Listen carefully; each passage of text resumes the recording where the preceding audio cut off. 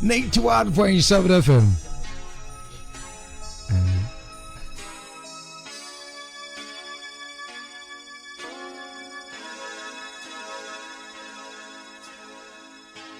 Say you, say me, say it for always. 91.7 FM. Sanabidi ka kachiro na jumedi ya ye wuro mu no eye amansan enkyerkyere. Bidi ka kachiro so ene yene nana lawyer Boachi Mensa ebedi ehyiemu. Last week yekenkan semni bebre. Ebi nso frɛ ye de wo mu komo bebre bai. Na eye nana lawyer Boachi Mensa hye bo se ne ba be kasafa eye well and samansie eye ba be kasafa.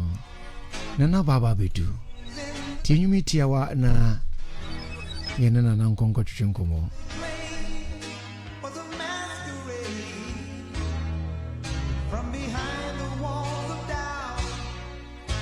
A voice was crying out. Say you, say me,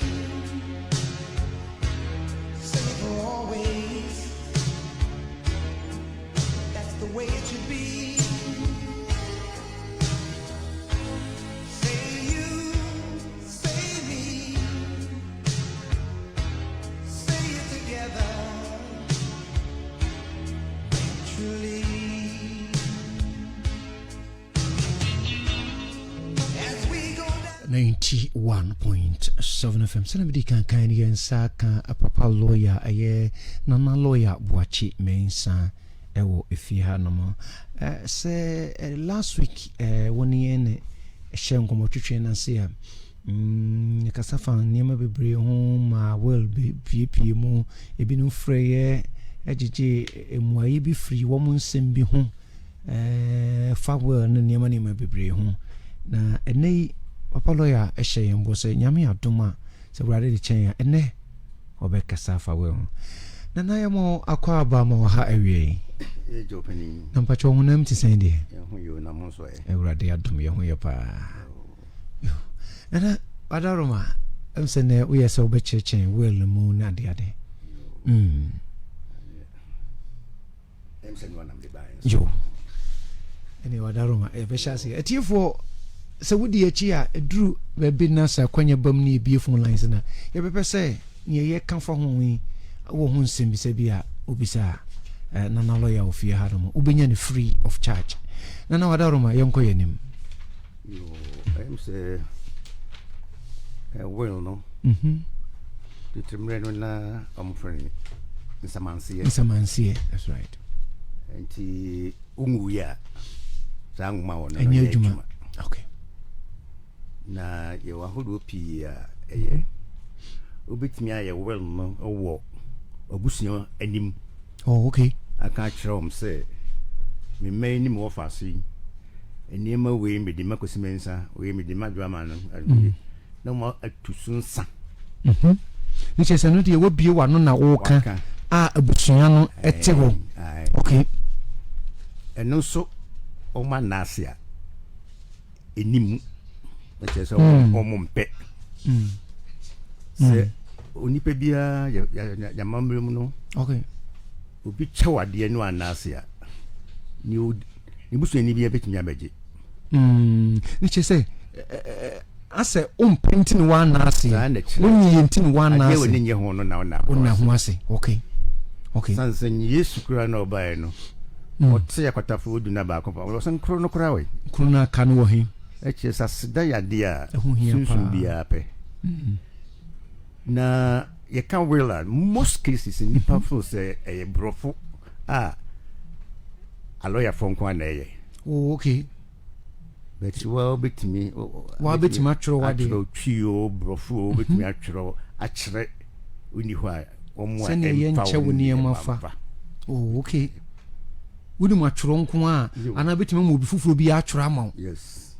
And your lawyer, what sign do the Asha say? Oh, okay. Let a dim.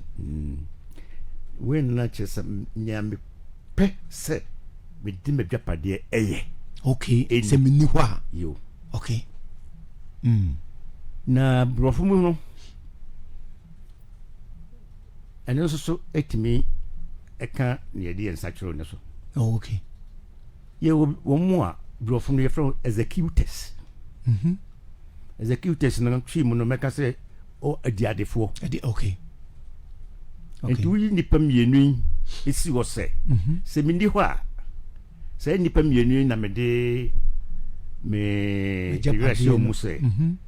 O mu nchiche ne ma na ma wonga me di ondi asese mu no.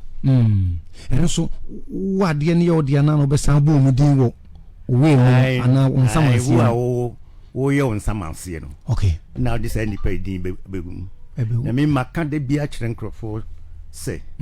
Me office won mo no. Me miemfa busuafo edin mom nye executors. Oh, okay. Okay. Nana bribinti. Ade biara obi ensa kan free a onya ho hwe no. Ni ode ma no na ya na ye ne ya. Entu ka so nyam pa udai ma wadanfo na o yi bi okopla bol gana ne ma. We ya wonka. Onye kra. Ti me advice say o de waso ni pe bi a osuru nyame. Okay. Ana oni pe bi kra keka woni ti ya osuru nyame. Ana se tite ni bi kra na o gine tumu a. No ni vested interest say ni ono wan cho wo cho onya bi o me adidie ne hu ba bi bia. Enti de be ya answer ogitum say obey executor or will obechicha ma wo. Enno oye bi eni mu dabi oni chefun mu. Yes. Na de busu eni ye. O de bogo busu afo ne ya. O to ne de on be sra kire wo na wu a. You say most cases will be very challenge. So then go for say we ba mention ya. Na mmia se mfa we ma we identity. Wano de no yo. Na ka me kura metimi nya. Akoye manso wo chi. Oh, okay. You be here two executors na omo be ye obechi no ma cheche ne mama. Ani o san nyina anya ndipa mienu a ombe ye witnesses. Okay, adansefo a dia danse wo paper no ho. Se ko duru court a. Ese ndipa mienu executors wo witnesses wo mo nyinara executors ndi omo nsan bi. Omo nsan bi on mo kura na yen kan kire om. Oh, okay. Will ni duru hon mo ne afro say mudin mu papa we say munya ni say nyina ho nche. Na witnesses ne de e wo say omo esan bra o sign. Oh, okay. Krata no. Omo agina ho o san krata na no mo dia dance say o ye san samanse no na omo wo ho anu mo dia dance di no so asan. Nche say witness na so kam nsam na mo tibia na obi obeknya kam nsam obi so obeji atum so say onsamanse dia me sayama. Oh, okay.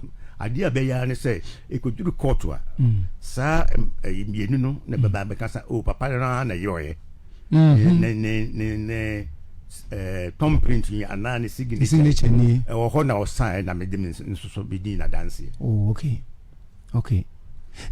No ya mimi sa wontin se dance ni amumu a tumi wo mu no satira na amamre mu de o de kokoto a enimu. Oh, okay. Sanse you know actually say two executors in private media wire. Okay. Na a witness in two should always be two. And na enyese me manko na manko. Okay. You be bia na on a video dance ama no. Na odo washim. Oh, okay. Na yemre a wo Ghana ha say obiara wo di dumotwe fie dumotwe. Ekono utimiye nsamansew. Oh, okay. Okay. When you finishie dumotwe kunguto dia. Sanse yemra ba ko Ghana ha say your friends akoda biara your friend akoda no. Every 1 year to 17 years. Oh, okay. Into yakoda we don't mean to say well. Aje 18 there ye first about empenimu. Okay. To 16 17 15 16 17 okoye wela muno legal matters na no any. Oh, okay. And you bet me and also be from brothers and me we chew ti mami dia dance mam se me de we ache kwa me oh okay and the ejitum yo na ade ba ko ho de se emri biara onipa be well no especially omo a e de ko lawyers for one month okay itu on fu se de bia pa won de ba kon to court oh okay sanse willa aye mansum pi you know obehu no de akoto de atuna dakam na ni hu nipa bia ko hu na wo de bibia akɔhye baabi anka enim nti wo de bi kuru to dakam a the original one de enkoda court also koda court ti ekotia no ene de court ne de na be kan pepa next obi ba say sa way there be o wo de we share no sir the onus of proof is from the person who brought that thing. Oh okay because court there no I know the nyepe dia won tin panko to court no sambe well keto bi ba ke kan ho sa nti advice say we yeah now they are called to court. Oh okay They are called to court. Na me pacho me misa how everybody be the dia bremia that's so that me adakam yo to say oh ye no wo nkwan so timi de bi ko mo obi so this year ma osa oh it made go to bank. Okay. It made to trusted friend and not trusted pastor. Okay. And not trusted person be afo se we dey. Ni mi not asanye edru no. Se mi ni ho a o machine say. Oh okay. Obet me dia ma. Oh okay. Na edipa ni yenyi no na yesesa. Nti eja o do trust to nipa mu a. Ya na e bi kakra. Nti we advise say opa pakoto court. Okay. Pakoto way bank. O bank. No safe keeping facility bank wa. Oh okay. Eniema untu yahe. You be register ama receipt. Oh okay. Okay. O dia akoto odakam. Most cases no. Obi wo ho no mo a. Sanse na busuafo no nam no. Obi ani mre no. Okay. Me tinte so to obi enum se mi ni ho a. Mo hwe ha receipt bi wo. Oh okay. Fan kwaje mi pepe bi am ya to baby. On ka se wo wele. Na mo obe ma o hint bi se receipt bi da. Eda ha. Se mi ni ho a mo nkohwe. Na ne wo so no mo fanya ju. Mo fan kwaje oh okay. So. Sanse oyere oba wo fase se imun so nyame a okay o cheche woni emani bi ya na ayen kwan fam su bele ama o mu aga so obejimi na se obewu ai yen saka obi ka kire mi na me nyanya facts takrade ya ye titi bi pa so ha takrade a second D section wo maybe wo ha omo pere omo a ekosi oh okay simamfo no do ba na wayan kwan bi ama wan kwan no unya nompe usika bia wode be man mi ko yeji mo takra de mo nem ko tin sele ni brofu de de soup belle soup belle okay onum ko ade a na tum enti emma ye advice say wo be chew ne ma me ko amede oba me office seminar wel ma wa e dai kra na de chew ma onka se me de we ma me ma okay na me de ma me so ka se me ma me jire ne me ma de a the spring bia o mu ne ye o yire okay you bit me control ma okay na ka se me de we che me ma ni oni bri ni o mu no obobo mo dia so be deprive nkola na o mu no o mo benefits okay tini me advice in this say e bia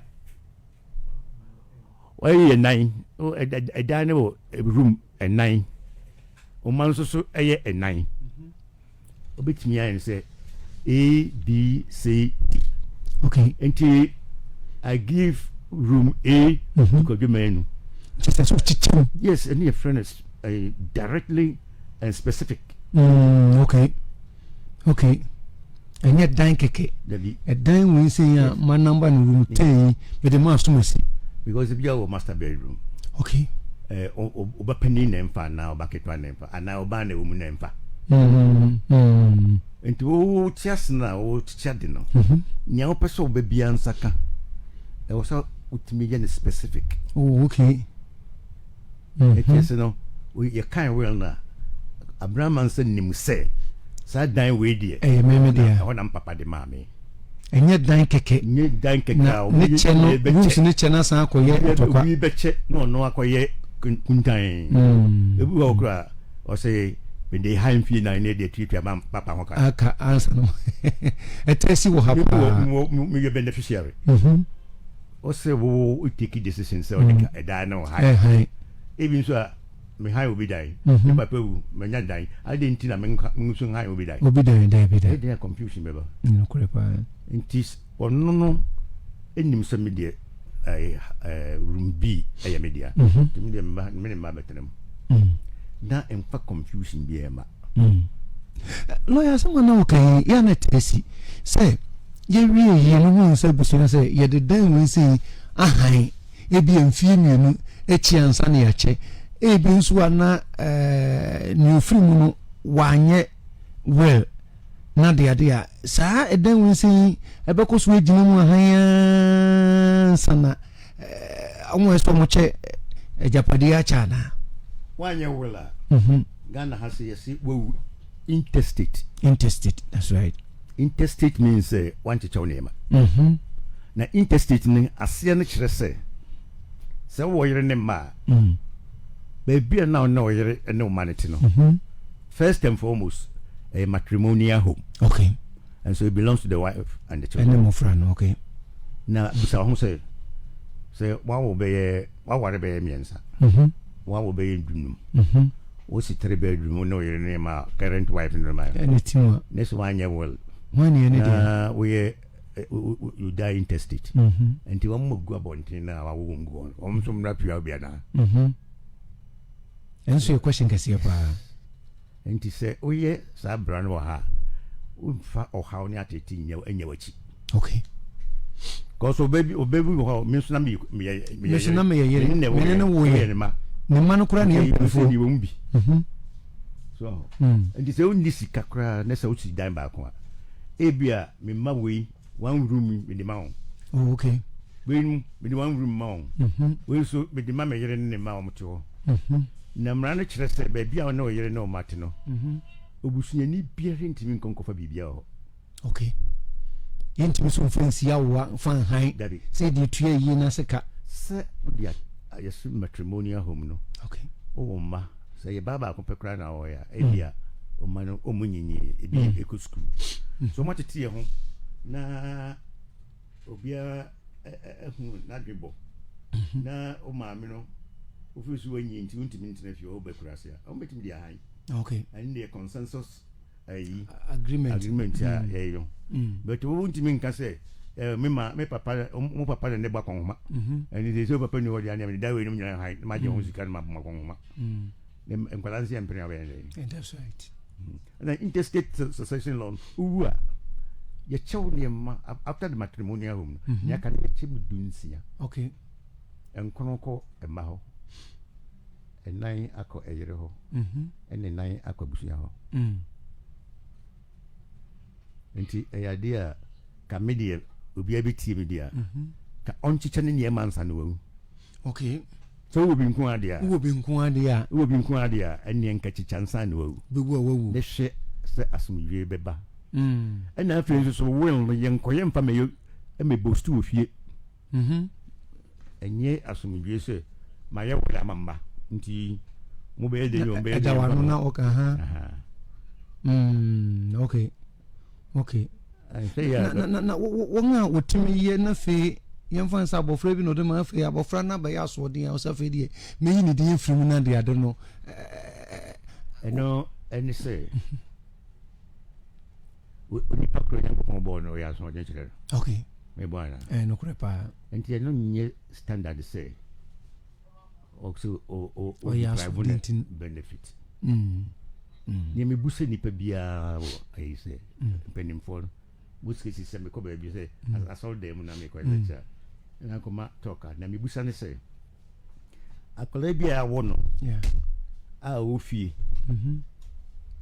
young boy and a young girl say onya good training oya asodin Debbie say yes chira abofra na kwan won fa so na woni e won firi ho nti say wo papa na wa kolita round and then kola na ba obi antri won no do you deprive them at all ka say pebia say ba Debbie obi anya na nko o mo ansa won pa nko magana hakura wo di America ho na betra nkoko ba ko da ho oko kuma se ba ko da ho ebi kura obusuafo kura ni ho adwuma bu ansa ansa no be pipi ha mi papa ne papa ye wa wi na awon eba na bo dwapade a ne be gibia abusuafo kura se me ka te yempre enso so no kura se o manu and di kokot do you want that obeso ne masa siwachi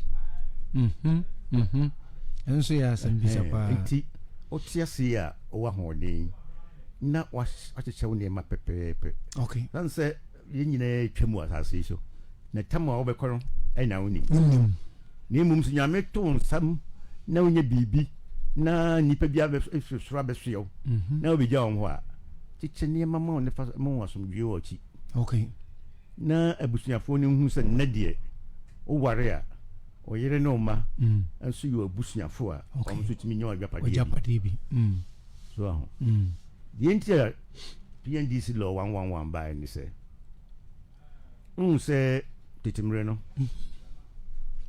me sami santini na me ware aigbenia aigbe forma edion papa de enokre me santini so me wo fa so de dima de enti oba so nyim buseni ai enti ne ma no omko he ko so ba dem faram ko ne busu mu Debbie ene mmerante enso ntimi my papa ho enti omko serious of enti mo friend nko ma kase mo akan sem enti ne din say ibin mutimi ko wari another tribe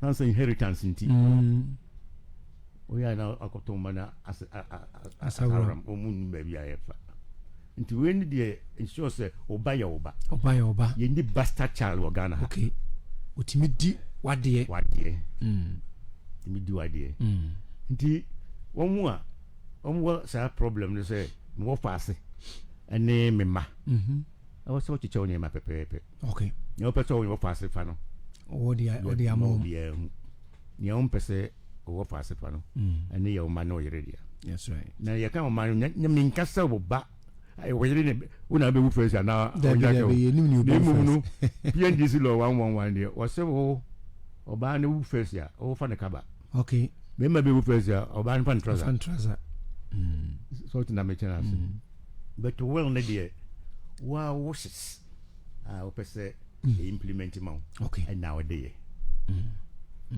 na adien so o se o ye will a utime man hwe se e proof ne se on sana o de sign with the team so no with the team so let's say okokromotia so RT right thumb print okay nchese won sanifa kokromotia na de ati so na back aya LTP okay left thumb print and you know obestand baby actual testator just near oh yeah well no e ho na be and now so no I say you can testator but you say your paper be a share that throw we no gusu ana oh they say you to me paper be so okay the brofo baby a obestand ya trust the testator okay and sign na witnesses no here aba and executors in the omudin wo will them anti omu na be kwakoji probate we will na ujawa executors in the court ekoji nguma bi a friend probate and omu abaye abe paper bi a friend assent okay assent na ye be the way ma we na papa kan say me papa Informal. Ehun krata ni fa Oh, okay. enti enya de ma o de asent ne ma o na okọ a obi antimi nyim pro bi useni bi antimi nyim pro me in 1972 na my late father osi dan mo makura yare we Yeah. o de mama me mama ni yen Okay. 72 in addition up to dwan Kodana se. you see o de me mama me 6 e me ma enum Okay. Baba ko. me ma no miensa wu aka mienu ne obaba Obano. kitwa na aka no o komeso obana ni kunu ati akra mesu mesu bi dan akra Akra. dan ni so obi ucheni bi ntimi mfa Okay, cause ye dia cham no mo maame. intinde Ehun so wo busuafo ho de na so so. o ka se opso and yemfa ncheno so so mesu bi da Yes, intino wo ma ho. ma ha be Intino wo papa wo faase ene ne nko pese mo fa dan ne nche nko so ne o krum ho. because when you say legally no Nka so ne di o fa de obi nti ho ontimi mfa ontimi fa no kure pa. any customary agina oni abusuafo abesia wo abusuafo ha o yen abusuafo ha o motu sonsa ya da wase In this case no mo mo ye ma no amu mamenti ase no esan se wudi nti muso betimi de ya chemo papa wo faase no ya ese pedia enye ya ka no miensa no aseba obai wakra o ni kuna sini dai yeah kitwe wo komiso papa sa se oja o ne hwe menso so mabo membra enti se miensa grise mo pese mo de ma mo papa wo faase no ye ngwa meda hoda enye senti o emfa ye dia ma ye betimi dia chewo okay enu susu dim because you see no ownership is vested in us. That's right. You need baby kurada obeto ko da ha je obesere. Eso besere. Oh, fine. Yes sir, Elias Mujibe be. Eba. Nyese me na ye me wo fa no ntinu eno obi entuwa me ko fa dan no. Ne wo fa se bi betimi asori se. Wo so mo ntra ho dia. Na ne me ntwa ma me wo fa de nsai. Sa me ko fa. Eso nyu wo fa de biem. Only see so no need dan biem. Sa de tie o di che ye bra na o tie asema. Okay. Sama mu nyina aje ho ansa no. Ebuafo nsa nyina mo jibi no me. Enti se wonye prepare so obeko obika krata. Obitimi ayi ni sa. Oh, okay. Bra o tie asema. So aho. Na motu sunsa ama dansefo abom. Eso na ase abom. Ne chese adimu tese ne watworo pepepe. Min papa bia wo ye ni sa no no ka kire won wo de a kire no a kire wo no ne wo fa ase no me ni se di mi nyangu ye di mi mam kwa na mi pan hai okay eni di hu ko se mi fi mi se wo no abeya modia mpe tenants na no mutimi tuo nyesa mo so betimi ato aso dia han okay enti na no ya sa ade wi sin unye nsuo se eto bi ehun kakra say that is what people think enye nyukre okay enye nyukre so say ya samu ya samu wala iye masa ne wudi manu wono no bi kan say na ni so huja ani wate se me wofa se owu a saa na japade we ye media won so no ene mranti abayi ne mabawa abaya wo pese kantentami wo mo fa kwan bi so ma ade me yo mo de antam de o ni mi nti a ayi isirim ayi mamson ko se ba ya kufu ni mu nyina ya se na do mo ji mu ya me pese me bo ya ni o me ye ni se o me ye se maami we se maami we badi akonwa no a na we wu akonwa no so a maami we ba ene ba beto aso ene be ba okay aso okay ene we ebandi edi akonwa no wangu na mko no se mbra no aye djuma na nya djuma ya ne bidim ka so oda bi dai wona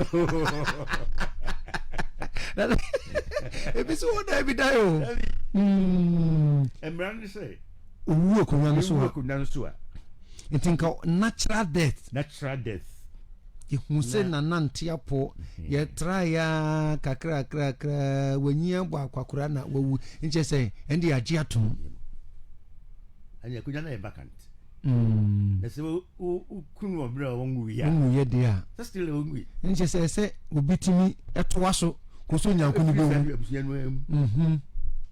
wow mun no create a problem no yes and is over for chwade and papa chwade and obi a chwade ni osimi wu a and e ma onchen ya transition no enye odia okay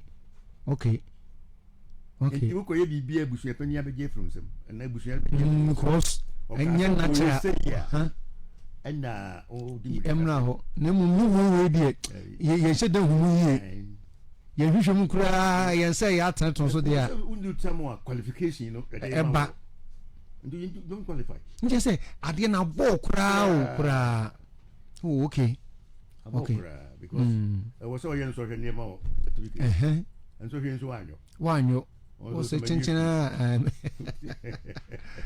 oh I see when there's a legal intricacies ultimately says me when interpretation is put on the whole issue definitely you will not benefit it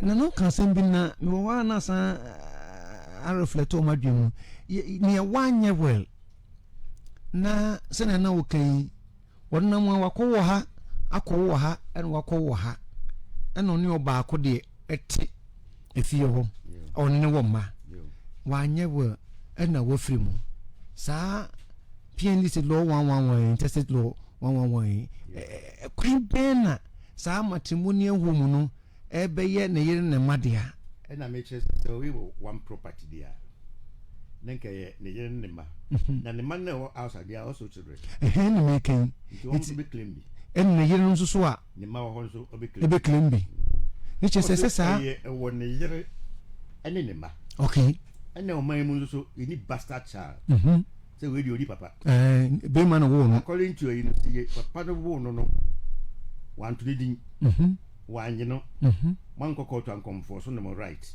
ebra no tiase na now banaya you should be able to prove to abusu pen say empire neba okay so because ono na ekonye mo ba no then ye ne ba nti otimi omo ba say me papa ni me say so say especially omo what a problem na a teacher for a police for and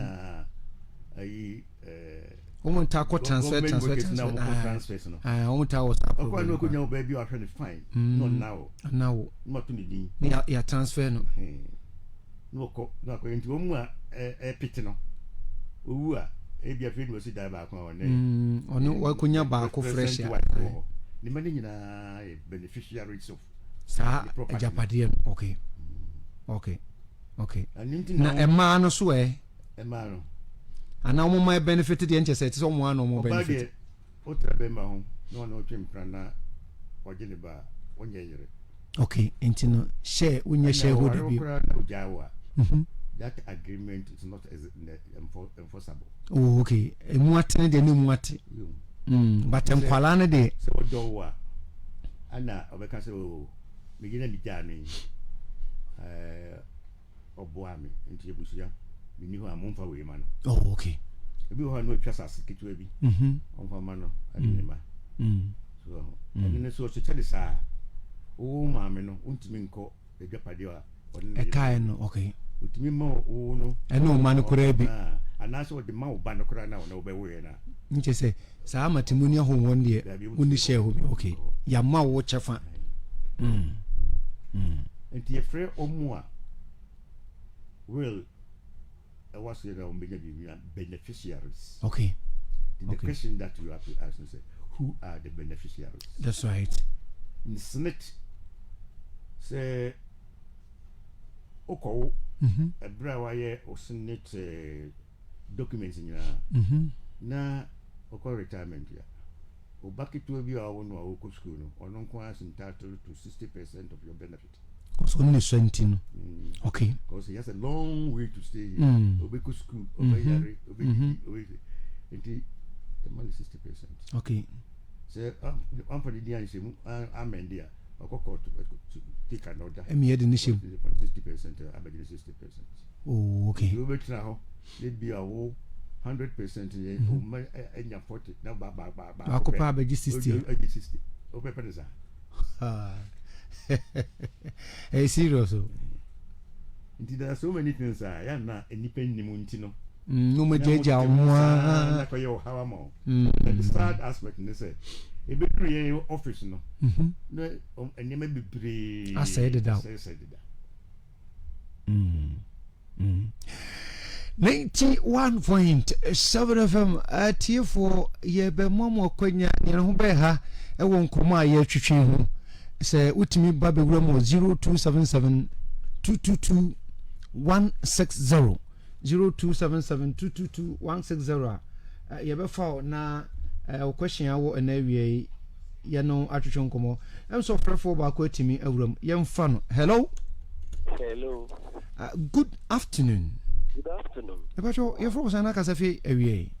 Friend is Seniko, New JGT. Seniko, New JGT. Yo. Yeah. Papa lawyer ti area. Yo, me perceive the Visa lawyer say. Young fan say, Menemere, Yaware, Yabobra, the Padiabum Qualanso, Bum Pesamin Yevel.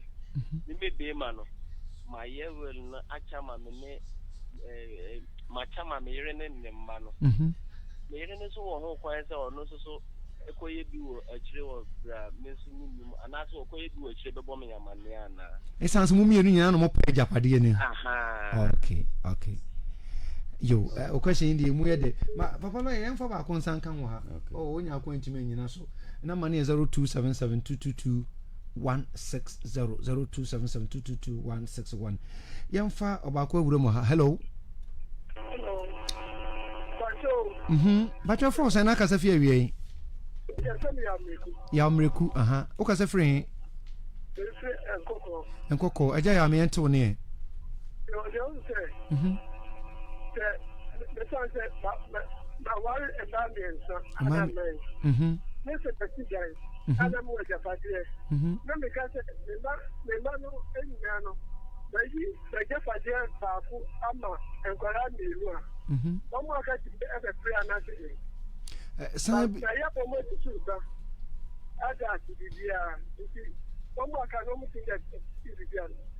okay.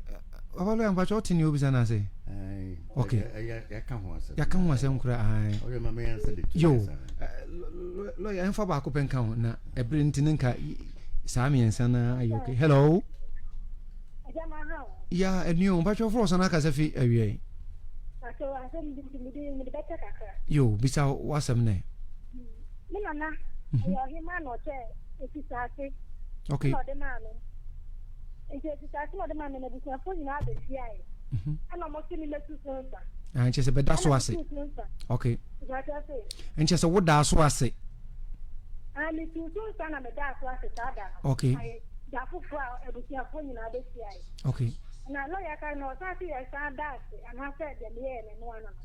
Na me kono ya te pa tu ma. Ana ntose le visa lawyer. Oh, okay. Wo da so ase na abusua na oka wo mo anim se me di saa asase we ama me nana ya na ababa wa we nsen no. Saa abusuafo na anim na wo da so ase no. Bita so ai na yo himani no hi abusia tani ni nya no nyina. Oh, okay. Ana mo je fa ne eniema kaka. Okay. Ni ahimfie sina ko ni di na me ko da ase. Yo. Ko ni me tu so kan sa se de bia fo nyina be fia no. Okay. Ni me ya ka de no ni di ka sa me san ko da ase a. Then Na ka bin ko manga te san to mami a ana na ache maji. You say Enyamiensa. Me power the answer na mako. Empenimfo so bibi de abufunachi edebedebe. Se abwa ni nyine na eyan meyenu ana. Nyine na meyenu. What does so abusua nanim? Na abusua nyina beye adanse se. O papa ana maame ana wofa ana so ade ade na chew no. Busua ni bi eni ho betimi de afetira san reje afetira je apri onsem. Na mmom ade a obetimi aye ne se. Sanse odiama kra no. Obeye ho nkrata na bibi. Okay. Ada hoses ne uni ho a ebia mema emtimi fama de am wofa de chairman. Okay. ana me di chema busuafo de obeyem papers ya kire se ewodin obetimi di akwaji loan obetimi di akwaye bibia ope na emum no won so wa yese ne a wo fa no ye no e bia won so be wu a okay we obi esi anan no no so mo nsa kan sa de no okay asidan de no wa ye nia etosu mi no ne se wa ware miensa na nan wonya japade na akọ yimbi e de yade ma amamu bi anma womu aka na enye bidia sa de no ntimi ma nipa mienu pe na de man no enye won ade oh okay sanse o man na wo mba asase ni nyina o ene o so hwe won asetena mu asase so okay enti wa ye bibi ebe bo won asetena mu a untimi nyi se we se we firim ntimi ba man we de asantini ntimi man da bi emra masa okay and the friend injustice okay I didn't think them kwala ni mienu de one more secure life no ma kan de what say well about debe ho they say obi wo ne ba no atete no no amana pro no os mi wo nsmi ya ma yase ya so mi wo nsmi yase samra na wo ye e bi ko no so mi kusio ni o ye no na oba no so mu a obe sore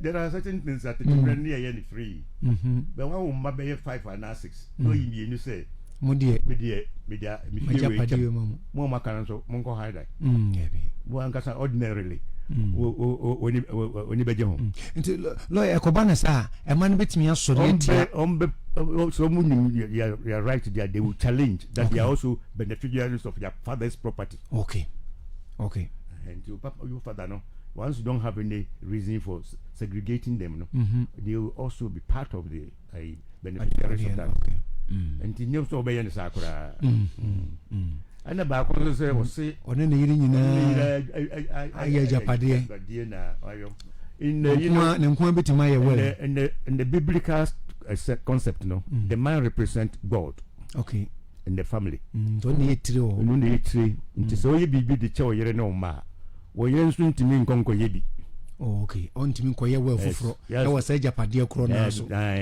japade de acha obetimi asa de akoche bia bi okay nti mra no kire se wo de acha na wo de ache okay nti wo yere ne ko ye ayikura na ayi superfluous superfluous it's not a nje se sa ware na ekoso de a obeman pen wo ho kwan so ye well no na you know ajapade no say during marriage no emra wa hanse me no worry okay na bra ya worry no yetimi eye ajapade bi during the marriage ya kama ye worry ye no de ene ye jaye property settlement no oba ne woni de okay ena me nso me wo me de okay enti oba me kimia kwa ye world ne de ache oh I see ena me nso me kimia ye me de ache ni mom si egusu worry ni esi da be nan kura na ma ye world ya cheche me woni me busuafo untimi nkoye well biem oh okay so what in them because and so now will be bano date or no be man the year ne well no es supersede all the na be actually no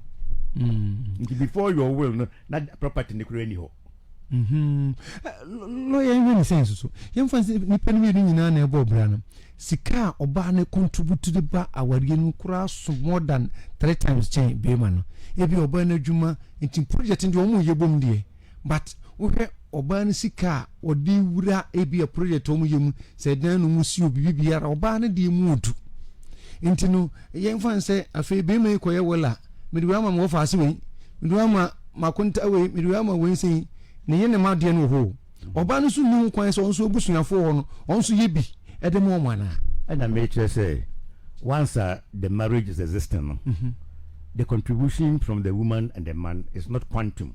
Oh okay, it's not quantum and ye nhwe kura anti niema na wo ho no na ye hwe na emra hwe say hwan ne wo so nya ehum paso okay enti se wo ye will na obla wo nya will no esin 9 16th enko ma ho ne for 16th enko ebusia oh okay na for 16th enko yo na koye eniema in such a way say enti sadia in the eye of the law no I show some kind of injustice they can turn it to the court. Oh I see That I is see. why in all time, court of justice. Abam. Yes, you can be court of justice. Mhm. Nema why now what the official say me show me yere, Uh-huh. and then me show me mama. Uh-huh. The court of justice will turn that which is not questionable. It's not questionable. Oh, okay. Right. Okay. Nti ne de obema bia nya ne say me yira ye me ana me yira bo me ana emra na jo opia me to twene ye. No. What do you before na ya wo no? Na say me betimi de say before bi ya wo lo. I did be say against the conscience. Uh-huh. It is not enforceable. No must okay. It is not enforceable. Okay. Because mood wa na woman nya papa. Ti sabra nkra ye ntworo. Na answer the person me person wo to safu we say essence asem we buy say bia.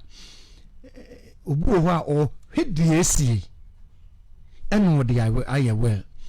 Asumesi me ba asumesi di ye akoda we di onu an bekume me ma na hwe akoda we ni na so den wantena me ma na dwuma we kura so onye wanfi me ye doi wonam na oye de ope me ken ne ba no no me ri susu nansen abomoden akon de me fa so je say wo ma me se den ho so sa ne ma we nyina yetimi keka bo mu de ye wala na Oh daddy. Ye wo Ghana has say emra define dependence. Dependence oyere umma akola wakoti no. Okay. Una mtuen school fees ye bibia ese oba. We depend upon you when you are alive no. Uche bibia untimi nyin free. Okay. Nti say oyere bo it has nothing to do with the will. Well, okay. What is that matter? And I make sure say so we also the bason den. Nti we dependent. Now so o manashia the child can go to court and add to the property. Oh, I see. Beneficiary of the property.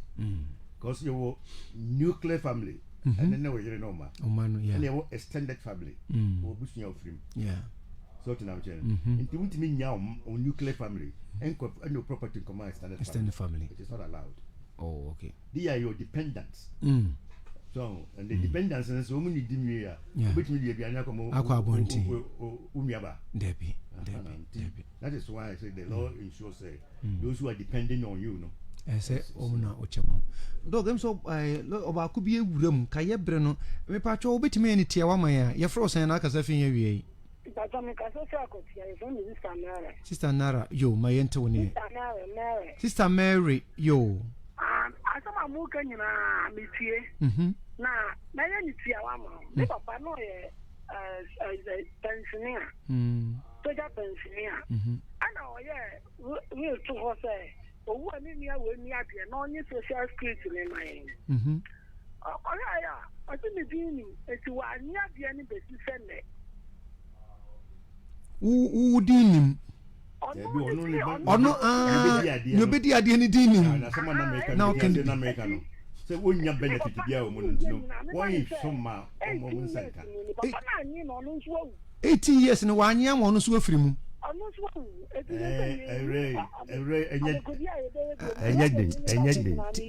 enye papa lawyer chirechiro mu a osanya den o papa no social security number no munim. Hello. Oh. I'm so with you. Hello. Ujira so. But you Sister Mary ni ana. Yeah, Sister Mary nanka lawyer bisa na so. Lawyer, nti yam fan so munim social social security number na. And papa ni din ni baby o ye adwuma. Okay. They will go to legal department of social security. Okay. No matter cancel natural. Let's say was so on court order. Na beneficiaries no in a year. It will still be with social security. Oh, okay. They will pay. And then you also start now and you can say will now for once they will not benefit. They will not ensure that they will distribute the items. Yeah. Sister Mary Niana, hello. Me pacho Sister Mary na pe na bisa na question kekentine ye ntimi for frefo bia bia ye brinti hello Sister Mary And by some about them. aha wabo wuram na lawyer bisa say social security number no mo papa de no munim The matter, and the kind but maybe I should papa, you know, the bread or the. Oh, okay. Okay. And you move and you know. But hey, maybe some bra, no brother can say, I ready, and Yami, a bear, mum, a bear. I shall call baby or papa retired. Now, aha to say lawyer ma futu o say ko ba bia ma retired okwa ni records no ewo ho moko kama so much go one e be ma records no okay let's say no qualify for social security baby o tia na yin sa branch na o tia sika no mo fa records no ko okay computer no e be yaba okay sa no ma ko hwe beneficiaries e o yom din ye no right social security sika enyira ese kura awu bebre di ko de ko hwe bia na omotimi ndi ama o okay yo 91.7 FM ye ni abawe yo base mamienu ora adi afutuo ben na wode ma yetifo na awie efa William because ne wo keke bi na bi apie yi o so wadi kan ma futuo no bi say o ye ayi omo be ye executor na dia executors no emfa ubusuani so we were executor o ai executor I know say ni dinim dia ni ohwe yanko yes ebe kan na obi dia to so e dia to so eni ya keke o se ni dinim ti onkoje mai obi anso nya ni mo o me kuro be ka cho se ne me koje mo meje mu 20%. Eni o no mo nkan ebia me koje mamu a ra me bre no mo ma me bia me percentage no maka na o decide say you try them papa it interesting ke yese we busuani a obi a wo ye wona executor and e ma ne nyo busuani lawyer advice ni nyina no e be boa pa mo adwin say dependence won fi you on brow tiase o mo aduane di wo yi bi afirimu now o kasa obeye wo no yi bi afirimu a enso de o ha beba o ha nya tete beba emfa so ya kwada boniu wo ye yire boniu o tia ware na sukuto de ne ma ne dimbram na wo mo so wa pete wo mo so no wo ye wo la mo kai wo nyina ebra na wo ye tukotena ye transfer wo wo nyenye mo nyina mfa wo dimba ma humba ko bi na wasla eni bibi ko ye bibi mom ebia me bank account say me wua mo ma me ba we sei me ma me ba we sei mo ma me ba we sei just watch it okay and also so be clear sir okay mo ai matrimonial home na ye peaceful 91.7 FM medofo nansen ye de lawyer number mom na ya mo handodo etino mo amo tese na ye mfa lawyer number mom me number wo pese ne mo ma kire wona kire kwan ukoro ya nkoko ba square 1 kokko square 1 ukko square 1 na bon say edan bi sa ho tia adepanfo bi ewo wani me pacho ne de toso o kan free ni fa so 1 2 3 ukwa obeko osabeka lawyer na nabo achimensa ana frame me number na ebia wo akire a oframe me number na metime ama direction bi na otime ko hu na no lawyer me number na 0547 367 444 nansi papa lawyer adakura na jude so no be friend papa lawyer o number ni nyeso kan se bi o number ni hard papa oh la be everybody hey serious everybody be friend na do 2 am me fire also ni me sai so komo bi na so me hwese o number na oh mesen kade ya tom so me wuri akoye me sa adwuma we pa awuzu so bi nya correct serious etino me pacho hia papa lawyer betimi aframe me lawyer no 0547 367 444 oh yenya nsore sore anu afre 0547 367 444 wo si asore pa na agoprama so mrantie na bapa na obetimi afre nyame aduma da foforo besa na papa lawyer ababa beshim awia menim so waye nchira aye lawyer na lawyer boachi mensa me so hwe ne chiri kwan ya nkoko obedu nkoko a oka so ko square 1 ɛdan bi Sawan San Square 1 dan na ba ho ɛna bɛhu Nana lawyer Boakye Mensah ya sorry nyame aduma ene na wotwe ye won komo foforo ɛsan ɛde brɛ mu ɛwɔ efie ha no